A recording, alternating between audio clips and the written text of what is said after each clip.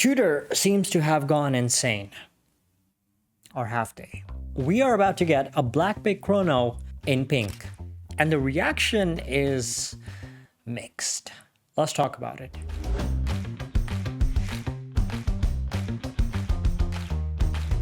Welcome back to the channel. I'm Abdullah and I talk about watches. And if you like watches, then do me a favor and hit that subscribe button. Really helps.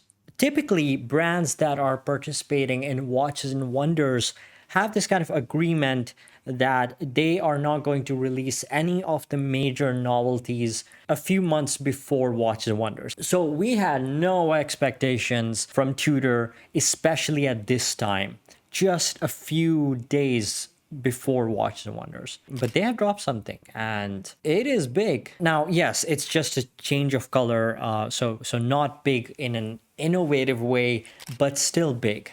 What's funny about this release is that Tudor is already expecting that a lot of people are not going to like this. So they're like, okay, don't worry, this is not for everybody, and that's why we are not making a lot of them. But what happens when Tudor makes a limited edition? People want things that they can't have. This is a win-win. If people don't like it, okay, they've already said that this is not for everybody, and if people want it and they like it, then yeah, that's awesome. Now let's do some investigative analysis. What happens when a brand like Tudor and Omega, they do something not mainstream?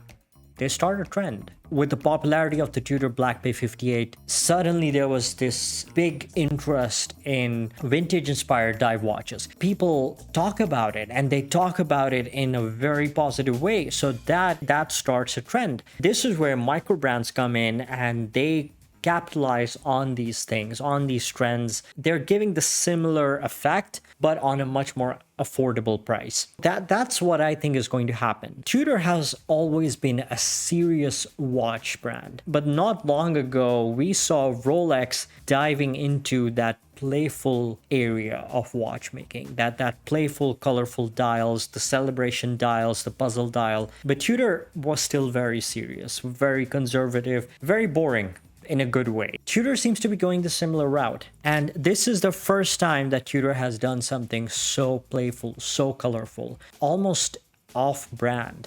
Right from the beginning, they have David Beckham wearing it. So this is no longer a lady's pink watch. It has this masculine appeal to it. Like, guys are looking at this pink who would never normally wear pink. They're looking at it and going, oh, I can pull that off. So this is celebrating the major ambassadors of Tudor. One of them being Jay Chow, and the other one being David Beckham's football club, Inter Miami. Apart from that, we don't know too much of the information about this watch, except that it seems almost identical to the original Black Bay Chrono, except for the dial color. We also don't know when it's going to be released, but they've just said that it's going to be released in limited quantity. So this is going to be a limited edition. But what this does is that it kind of breaks that barrier of Tudor stepping out of that serious conservative watches into adding a bit more color into their serious watches, into their tool watches. So this is just my opinion. I think that this is going to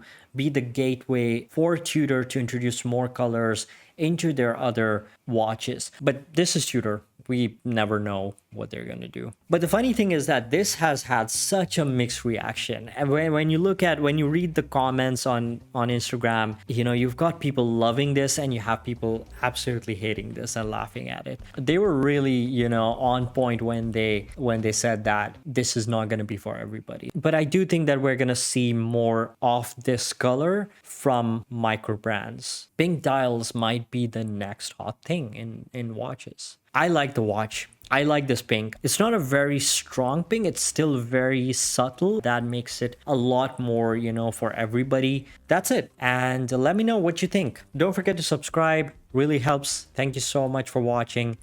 And I'll see you in the next one. Take care.